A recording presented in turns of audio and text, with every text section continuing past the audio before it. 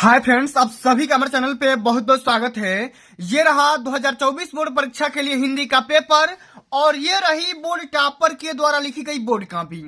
जितने विद्यार्थी 22 फरवरी को हिंदी का पेपर देने वाले हैं उनके लिए वीडियो बहुत ही खास होने वाली है, क्योंकि बच्चों इस वीडियो के माध्यम से मैं आप सभी को ये बताने वाला हूं कि 22 फरवरी को हिंदी कॉपी कैसे लिखे और कॉपियां लिखते समय कौन कौन सी बातें ध्यान में रखना है, सब कुछ मैं आप सभी को डिटेल में डिस्कस करने वाला हूं।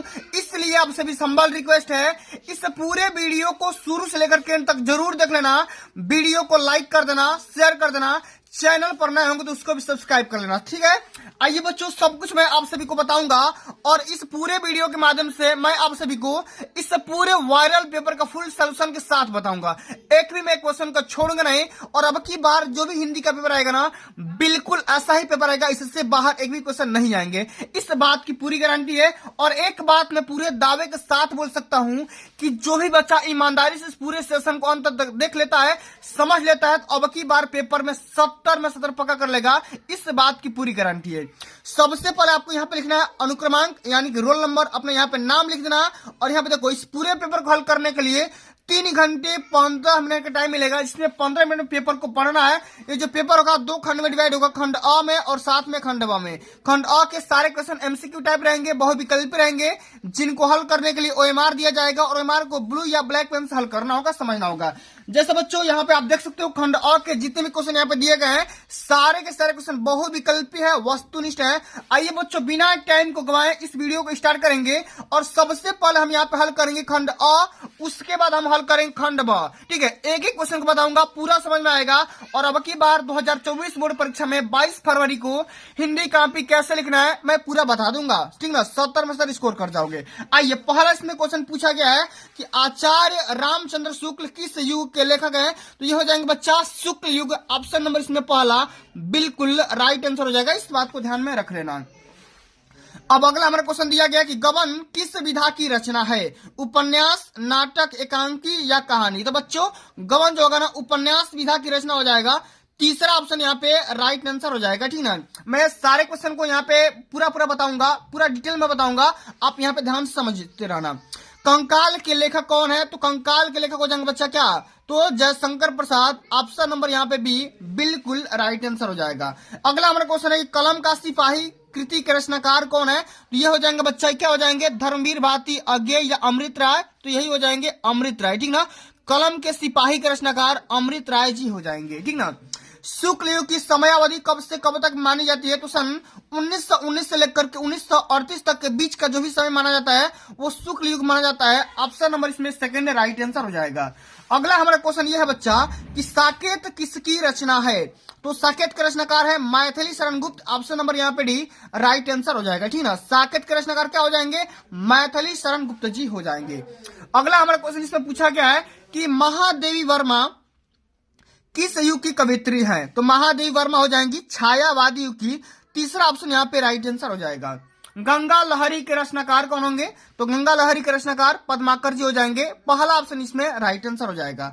आधुनिक काल कब से कब तक चला था, या आधुनिक काल की समय सीमा कब से कब तक मानी जाती है, तो सन 1843 से लेकर के अब तक का जो भी समय चल रहा है हम उसको आधुनिक काल की समय सीमा में रखते हैं, ठीक ना। ऑप्शन नंबर यहाँ पे डी राइट आंसर होगा। अगला हमारा क्वेश्चन पूछा गया कि महादेवी वर्मा की रचना नहीं है, तो महादेवी वर्मा निहार तो है भाई, संध्या गीत भी है, दीपशिखा भी है, लेकिन युगांत तो है ना, युगांत महादेवी वर्मा की रचना नहीं है, ठीक ना। इस बात को ध्यान में रख लेना।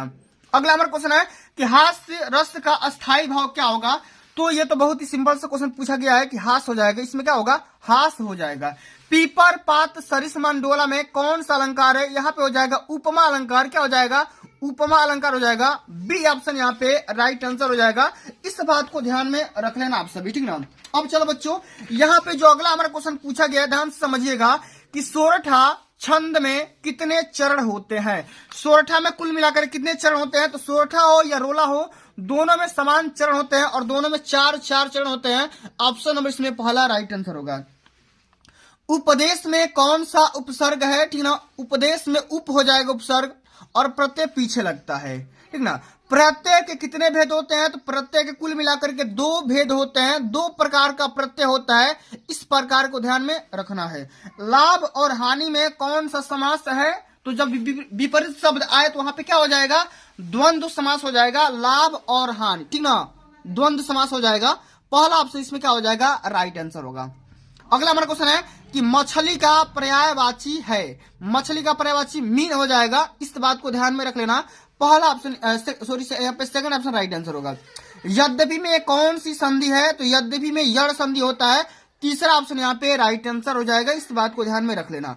अब देखो बच्चों, एक दो क्वेश्चन यहाँ पे पूछा जाता है, जो धातु से पूछा जाता है, लकार से पूछा जाता है। मधु शब्द का द्वितीय व्यक्ति और बहुवचन के रूप बताना है, यहाँ पे क्या हो जाएगा, द्वितीय व्यक्ति और बहुवचन, ये हो जाएगा मधुनी, क्या होगा, मधुनी हो जाएगा, इस बात को ध्यान में रख लेना। चौथा ऑप्शन यहाँ पे राइट आंसर होगा। अब इसी प्रकार से क्वेश्चन आया है कि पठेताम धातु का वचन एवं पुरुष बताना है, तो ये हो जाएगा बच्चा, क्या हो जाएगा, ये हो जाएगा प्रथम पुरुष और साथ में द्विवचन हो जाएगा, प्रथम पुरुष भी होगा, साथ में द्विवचन हो जाएगा। सेकंड ऑप्शन यहाँ पे राइट आंसर हो जाएगा। तो चलिए बच्चों, अब आगे हम बात करेंगे खंड ब के सारे प्रश्नों को, और इस वीडियो के माध्यम से हम समझेंगे कि अब की बार 2024 बोर्ड परीक्षा में 22 फरवरी को हिंदी कॉपी कैसे लिखना है और कॉपियां लिखते समय किन किन बातों को ध्यान में रखना है, सब कुछ मैं आप सभी को डिटेल में डिस्कस करूंगा। इसलिए आप सभी से हम्बल रिक्वेस्ट है भैया कि वीडियो को बिना स्किप किए हुए शुरू से अंत तक देखना है, ठीक ना। चलो, इसमें होता क्या बाबू कि वर्णनात्मक प्रश्न पूछे जाते हैं। सबसे पहला क्वेश्चन क्या है, निम्नलिखित गद्यांश पर आधारित दिए गए प्रश्नों के उत्तर दीजिए। अब देखो, यहाँ पे एक छोटा सा पैसेज पूछा गया है, और अगर आपको ये पैसेज नहीं आएगा ना, तो यहाँ पे एक और पैसेज भी पूछा गया अथवा करके, आप इसको करना, ठीक ना। आइए सबसे पहले हम यहाँ पे देखो 6 नंबर का क्वेश्चन पूछा गया है, आज हम इसी निर्मल शुद्ध शीतल और स्वास्थ्य अमृत की तलाश में हैं, और हमारी इच्छा अभिलाषा और प्रयत्न यह है कि वह इन सभी अलग अलग बहुत बड़ी नदियां में अभी भी उस तरह से बहता रहे, ठीक ना। तो आप ये पैसेज करो, नहीं तो ये वाला करो। यह कोई बात नहीं है कि एक ही स्वभाव और रुचि के लोगों में ही मित्रता हो सकती है। समाज में विभिन्नता देखकर लोग एक दूसरे की ओर आकर्षित होते हैं, जो गुण हम में नहीं है, हम चाहते हैं कि कोई ऐसा मित्र मिले जिसमें वे गुण हो। चिंताशील मनुष्य प्रफुल्लित चित्त का साथ जुड़ता है, निर्मल बलि का और धीर उत्साही का, ठीक ना। तो करना क्या है, इसमें संदर्भ लिखना है, व्याख्या करना है, और इसमें बताना है एक क्वेश्चन का जवाब। तो हम इसको कैसे कॉपी में लिखेंगे, तो कॉपी में हल करने का तरीका ये है। सबसे पहले बच्चों करना क्या है, आप सभी को वर्णनात्मक प्रश्न यहाँ पे ब्लैक पेन से हेडिंग लगा देना है, खंड ब यहाँ पे लिख सकते हो। इसमें लिखना प्रश्नोत्तर संख्या पहला। अब यहाँ पे हिंट कर दो, अब यहाँ पे लिख सकते हो अथवा करके, यह कोई बात नहीं है, यहाँ पे संकेत लिख दो। क्या कर रहे हो, यह कोई बात नहीं वाला, ये वाला पैसे हम हल कर रहे हैं, तो हम बता देंगे एग्जामिनर को, भैया हम ये वाला पैसे को हल कर रहे हैं। यहाँ से लेकर के 2 शब्द यहाँ से उठाओ और अंत में 2 शब्द यहाँ पे लिख दो, ठीक ना, की ओर देखता है। अब करना क्या है, संदर्भ लिखना है। तो संदर्भ में 2 बातें लिखी जाती है, एक तो पाठ का नाम और दूसरा लेखक का नाम। तो यहाँ पे पाठ का नाम क्या हो जाएगा, मित्रता, और लेखक का नाम हो जाएगा आचार्य रामचंद्र शुक्ल। एक और भी तरीका होता है संदर्भ लिखने का, आप इस तरीके से भी लिख सकते हो कि प्रस्तुत गद्यांश हमारी पाठ पुस्तक हिंदी के गद्य खंड में संकलित मित्रता नामक पाठ से लिया गया है, इसके लेखक आचार्य रामचंद्र शुक्ल जी हैं। इसी प्रकार से आप सभी को पेपर में संदर्भ लिखना है, 2 नंबर पक्का मिलेगा, एक भी नंबर नहीं कटेगा। अब चलो अगला हमारा क्वेश्चन है कि रेखांकित अंश की व्याख्या करना है। एकदम बिल्कुल आसानी से लिख सकते हो कि समाज में विभिन्नता देखकर लोग एक दूसरे की ओर आकर्षित हो जाते हैं, ठीक ना। इस प्रकार से आप सभी को पूरा यहाँ पे इसका रेखांकित अंश का व्याख्या करना है। यहाँ पे लिखेंगे कि लेखक का कहना है कि ये कोई बात नहीं है कि समाज में एक ही स्वभाव और विचार के लोगों के मध्य मित्रता होती है। समाज में अपने से अलग अलग विचार को देखकर के लोग एक दूसरे की ओर आकर्षित हो जाते हैं और वो फ्रेंडशिप कर जाते हैं, ठीक ना। इस प्रकार से व्याख्या कर देंगे। और अंत में हमारा क्वेश्चन पूछा गया है कि व्यक्ति एक दूसरे की ओर क्या देख करके आकर्षित हो जाता है। अब इसका हम कैसे लिखेंगे काफी में आंसर, तो समाज में विभिन्नता देखकर लोग एक दूसरे की ओर आकर्षित हो जाते हैं। क्यों? क्योंकि वे सोचते हैं कि जो गुण उनमें नहीं है वे गुण उनके मित्र में मिल जाए। इस प्रकार से हम यहाँ पे हल कर लेंगे, ठीक है। अब चलो अगला हमारे इसमें क्वेश्चन पूछा गया, बच्चा ध्यान से समझिएगा, ठीक ना। ये देखो, दिए गए पदांश पर आधारित प्रश्नों के उत्तर दीजिए। उसी प्रकार का सेम टू सेम क्वेश्चन है, इसी प्रकार से आप सभी के पेपर में क्वेश्चन आएगा। जैसा कि आप यहाँ पे नोटिस कर सकते हो कि निर्गुण कौन देश को बासी, मधुकर कहीं समुझाए सौदे, बुझत सांच न हासी, को है जनक को है जननी, कौन नारी कौन दासी, कैसे वरण वे सह कैसो किन्हीं रस में अभिलाषी। अब देखो ये जो पैसे पदवंश दिया गया है ये सूरदास के द्वारा लिखा गया है। अब जब आपको ये पता नहीं होगा कि भैया ये किस कवि के द्वारा, ये किस चैप्टर से लिया गया है, तो देखो सूरदास जिस पैसेज को लिखेंगे ना अपना नाम जरूर दर्शाएंगे। यहाँ पे देखो सूर सबे मतिनासी, सूर सबे मतिनासी, यहाँ पे देखो तो यह कवि का नाम क्या हो जाएगा, सूर हो जाएगा। और यहाँ पे जो भी कवि लिखे हैं ये इनके चैप्टर का नाम है पद, क्या है, पद है। तो पद यहाँ पे कवि, यहाँ पे चैप्टर का नाम पद हो जाएगा और लेखक का नाम क्या हो जाएगा, कवि का नाम सूर हो जाएगा। तो यहाँ पे संदर्भ तो आसानी से लिख सकते हो, पाठ का नाम और यहाँ पे शीर्षक का नाम आसानी से लिख सकते हो। अगर आपको नहीं आएगा तो आप ये वाला भी पैसेज कर सकते हो, ये वाला देखो, ये वाला चरण कमल बंदो हरिराई, ये वाला भी आप पैसेज आसानी से कर सकते हो, ठीक ना। ये वाला भी पैसे आप आसानी से कर सकते हो, सेम से वही वाला है। तो देखो कोई दिक्कत नहीं है, ठीक ना, आप आसानी से कर सकते हो। यहाँ पे देखो चरण कमल बंदो हरिराई बंदो तिहि पाई, यहां से लेकर यहां तक कर देना और इसमें संदर्भ लिखना, पाठ का नाम लिख देना पद और कवि का नाम सूरसागर या सूरदास यहाँ पे लिख देना। संदर्भ यहाँ पे पूरा नंबर मिल जाएगा, एक भी नंबर नहीं कटेगा। अगर आप इस आइडिया से लिख सकते हो कि यह पदांश श्री सूरदास के द्वारा रचित सूरसागर नामक ग्रंथ से हमारी पाठ्य पुस्तक हिंदी के काव्य खंड में संकलित पद नामक पाठ से लिया गया है। अब व्याख्या कैसे करेंगे, तो कवि सूरदास जी कहते हैं कि श्री कृष्ण के चरणों के प्रभाव से बहरा व्यक्ति सुनने लगता है, गूंगा बोलने लगता है और दरिद्र व्यक्ति अपने सिर पर छत्र को धारण कर लेता है। यहाँ पे देखो जैसा कि यहाँ पे लिखा गया है, बताया गया है कि बहरे सुने गूंग पुनि बोले रंग चले सिर छत्र धरे। इसको क्या करना है, आपको अर्थ लिख देना है भैया। इसमें अलंकार भी बताना, इसमें क्या हो जाएगा, अलंकार रूपक अलंकार हो जाएगा। आप आसानी से हल कर सकते हो, समझ सकते हो। अब चलो बच्चा हम आगे बात कर लेते हैं। जो हमारा तीसरा नंबर क्वेश्चन आता है इसी प्रकार का क्वेश्चन आता है, लेकिन संस्कृत में अनुवाद करना होता है, संदर्भ लिखना होता है। तो इसको कैसे हल करेंगे, दिए गए संस्कृत पदांश में से किसी एक का संदर्भ सहित हिंदी में अनुवाद लिखिए। 5 नंबर का क्वेश्चन पूछा जाता है, ऐसा नगरी भारतीय संस्कृति संस्कृत भाषास्त्र केंद्र स्थलम अस्ति। तो हम इसी को हल करेंगे। अब इसको हल करने का तरीका क्या होगा, आइए समझते हैं भैया कैसे हल करेंगे। तो क्या पूछा गया है, सबसे पहले तो संदर्भ लिखेंगे। तो अब काव्य में कैसे हल करेंगे, यहाँ पे हिंट करना। सबसे पहले क्या करना, प्रश्नोत्तर संख्या तीसरा यहाँ पे लिख देना, ऐसा नगरी वाले लिख देना, भाष्याम कार्यता यहां से लेकर के शुरू से 2 शब्द लिख देना और अंत में यहाँ पे 2 शब्द लिख देना, एग्जामिनर समझ जाएगा। संदर्भ में लिखेंगे कि प्रस्तुत गद्यांश हमारी पाठ्य पुस्तक हिंदी के संस्कृत खंड में संकलित वाराणसी नामक पाठ से लिया गया है। अनुवाद में बस खाली उसका ट्रांसलेशन कर देना है, संस्कृत का हिंदी में अर्थ लिख देना है। ऐसा मतलब क्या होता है, यह नगरी भारतीय संस्कृति और संस्कृत भाषा के केंद्र स्थली है। यहीं से संस्कृत साहित्य और संस्कृति का प्रकाश सभी जगह फैला हुआ है। मुगल युवराज दारा सिकोह ने यहाँ आकर भारतीय दर्शन का अध्ययन किया था। वह उनके ज्ञान से इतना प्रभावित हुआ कि उसने उपनिषदों का अनुवाद फारसी भाषा में करवाया था। आप यहां से लेकर के यहां तक हिंदी में अर्थ लिख सकते हो, ठीक ना। अब चलो इसी प्रकार से बच्चा एक और क्वेश्चन पूछा जाता है, आप यहाँ पे नोटिस कर सकते हो कि दिए गए संस्कृत पदांश में से किसी एक का संस्कृत में अर्थ लिखना है, अनुवाद करना है और संदर्भ लिखना है, ठीक ना। यहाँ पे पदांश दिया गया है, मानव हितवा करो या सर्वे भवन्तु सुखिनः वाला करो। दोनों में से किसी एक को हल करना है। कैसे हल करेंगे, जरा आप लोग ध्यान से यहाँ पे समझिएगा, ठीक ना। इसी प्रकार से हल करना है, सर्वे भवन्तु सुखिनः, ठीक ना, दुख भाग भवेत् वाला हल करेंगे। संदर्भ कैसे लिखना है, प्रस्तुत पदांश हमारी पाठ्य पुस्तक हिंदी के संस्कृत खंड में संकलित वाराणसी नामक भारतीय संस्कृति वाले पाठ से लिया गया है। हिंदी में अनुवाद कैसे करेंगे, सभी सुखी हो, सब रोग रहित हो, सभी का कल्याण हो और कोई भी दुख का भागी न बने। इस प्रकार से हम इसका यहां से लेकर के यहां तक का हम हल कर देंगे। 5 नंबर यहां से भैया मिल ही जाएगा, ठीक ना। अब चलो अगला हमारा क्वेश्चन क्या पूछा गया है, 5वां नंबर क्वेश्चन है, अपने पठित खंड काव्य के आधार पर इसका आंसर देना होता है। तो भैया ये तो अलग अलग डिस्ट्रिक्ट अलग अलग होता है, आसानी से हल कर सकते हो। फिर भी मैं आप सभी को आइडिया बता दे रहा हूं कि भैया किस प्रकार से आप सभी को हल करना है, लिखना है पेपर में, ठीक ना। इसी प्रकार से प्रश्नोत्तर संख्या 5वां यहाँ पे हेडिंग लगा लेना और जो भी टॉपिक के बारे में आपको लिखना है यहाँ पे टॉपिक लगा लेना और यहाँ पे द्रौपदी का चरित्र चित्रण कर देना, जो भी आपको अपने डिस्ट्रिक्ट वाइज करना होगा, ठीक ना। आप आसानी से यहाँ पे कर देना भाई, ठीक ना। 3 नंबर यहाँ पे मिल जाएंगे। अब चलो अगला जो हमारा क्वेश्चन आता है ना, वो जीवन परिचय से संबंधित आता है और ये जो टॉपिक होता है ना, वो बोर्ड के पेपर में 10 नंबर का टॉपिक पूछा जाता है। कितने नंबर का, 10 नंबर का टॉपिक पूछा जाता है। जिससे यहाँ पे देख सकते हो 6ठा नंबर क्वेश्चन, दिए गए लेखकों में से किसी एक का जीवन परिचय लिखते हुए उनकी एक प्रमुख रचना का उल्लेख करना होता है। 5 नंबर यहां से लेखक में और 5 नंबर यहां से कवि में, 10 नंबर यहां से मिलेंगे। सब कुछ बताऊंगा, कैसे लिखना है ये भी बताऊंगा, ठीक ना। तो हम इस वीडियो के माध्यम से हल करेंगे जयशंकर प्रसाद का जीवन परिचय। किसका? जयशंकर प्रसाद का जीवन परिचय। तो आपको क्या करना है, जीवन परिचय लिखने का तरीका यही होता है भैया। एक तो ये तरीका होता है, ये लॉन्ग आंसर में लिखना होता है, और यहाँ पे एक शॉर्ट में भी लिख सकते हो। और अब देखो शॉर्ट में लिखने का क्या फायदा होता है, एग्जामिनर को इतना टाइम नहीं है कि आपको ये लॉन्ग पढ़े, आप यहाँ से पढ़ सकते हैं भाई। एग्जामिनर नाम पढ़ेगा, किसके बारे में लिखे हो, जन्म कहाँ पे, पिता का नाम, माता का नाम, रचना, मृत्यु कब हुआ था, कहाँ पे हुआ था, बस खाली इतना लिख दोगे, आपका पूरा का पूरा नंबर यहाँ से मिल जाएगा। आइए समझ लेते भैया कि जयशंकर प्रसाद का जीवन परिचय क्या होता है।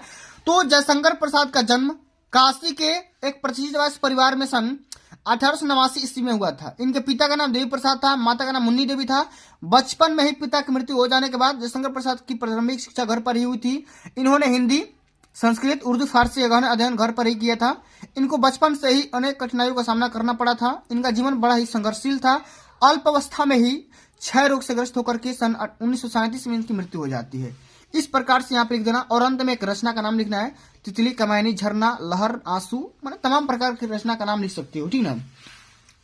इस प्रकार से, इसी प्रकार से बच्चों आप सभी को एक पेपर में कवि का भी जीवन परिचय लिखने को बोलेगा। जैसा कि आप यहाँ पे देख सकते हो, कवि का तुलसीदास, सुमित्रा कुमारी चौहान या बिहारी सतसाई, ठीक ना।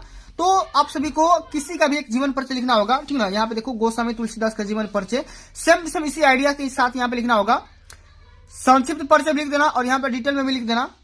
क्या होगा फायदा, एग्जामिनर को पढ़ने में आसानी होगा, पूरा पूरा नंबर देगा, नंबर नहीं काटेगा। तो लिखेंगे गोस्वामी तुलसीदास का जन्म सन 1532 ईस्वी को बांदा जिले के राजापुर ग्राम में हुआ था। इनके पिता का नाम आत्माराम दुबे और माता का नाम हुलसी देवी था। इनके बचपन का नाम रामबोला था। ये स्वरूप प्रामीण ब्राह्मण थे। इनके माता पिता इन्हें बचपन में ही त्याग दिए थे।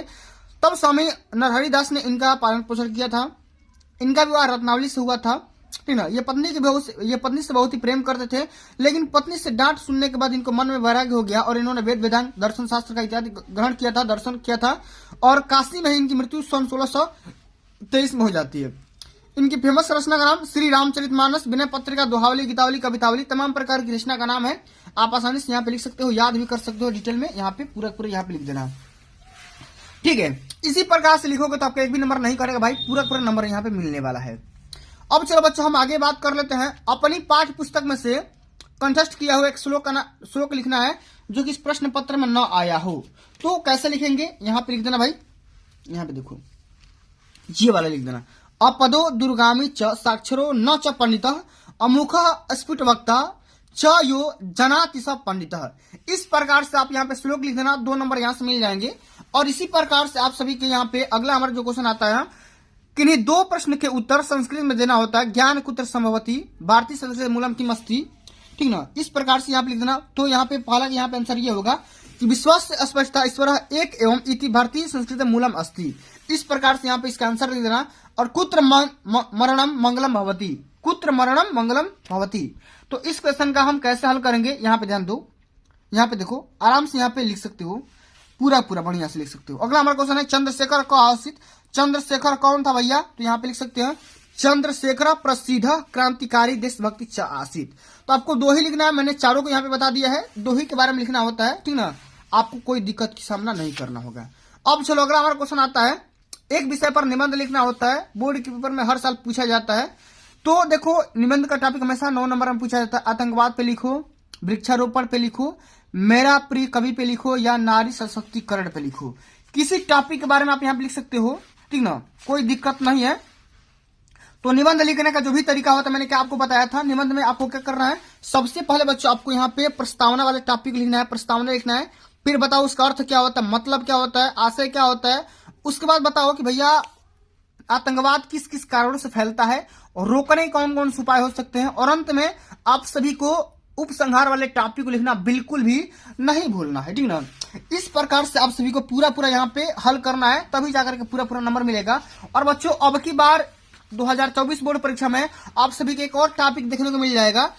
अपनी विशेष रुचियों का उल्लेख करते हुए अपने मित्र को एक पत्र लिखना होता है, जो कि 4 नंबर में एक टॉपिक पूछा जाएगा। तो मित्र को पत्र कैसे लिखा जाता है सब कुछ आप सभी लोग जान ही चुके हो, ठीक ना, कि मित्र को पत्र कैसे लिखा जाता है और मित्र को पत्र लिखते समय क्या क्या गलतियां नहीं करना होता है। अब की बार 2024 में इस टॉपिक के भी क्वेश्चन पूछे जाएंगे। निबंध से 2 नंबर काट के इस टॉपिक को जोड़ दिया गया है। तो मित्र को पत्र लिखने का सही तरीका यही होता है, सेवा में लिख दो, प्रिय मित्र उनका नाम लिख दो, विषय लिख दो, किस टॉपिक के बारे में लिख रहे हो, ठीक ना, कि मित्र को बुलाने के लिए क्या किस रीजन से यहाँ पे लिख रहे हो। इसमें लिख देना प्रिय मित्र, मैं अविनाश कुमार आपको ये बताते हुए बहुत ही अत्यंत खुशी हो रही है कि मेरी छोटी बहन की शादी है जिसका नाम यही है, ठीक है ना। शादी फिक्स हुई और शादी का डेट ये है। अब विनम्र निवेदन है कि बहन की शादी में आकर के अवश्य पधारे और यहाँ पे सब धन्यवाद कर देना। इसी प्रकार से सभी को यहाँ पे निबंध लिखना है और साथ में पत्र भी लिखना होता है। तो प्यारे बच्चों, आज के लिए बस इतना ही। अगर ये वीडियो आप सभी को अच्छी लगी होगी, हेल्पफुल लगी होगी, तो आप सभी लोग इस वीडियो को लाइक कर देना, शेयर कर देना। चैनल पर नए होंगे तो उसको भी सब्सक्राइब करके साथ में सारे वीडियो प्रेस कर लेना। तो बच्चों, जल्द मिलते हैं अगली वीडियो में। तब तक के लिए जय हिंद, जय भारत, वंदे मातरम।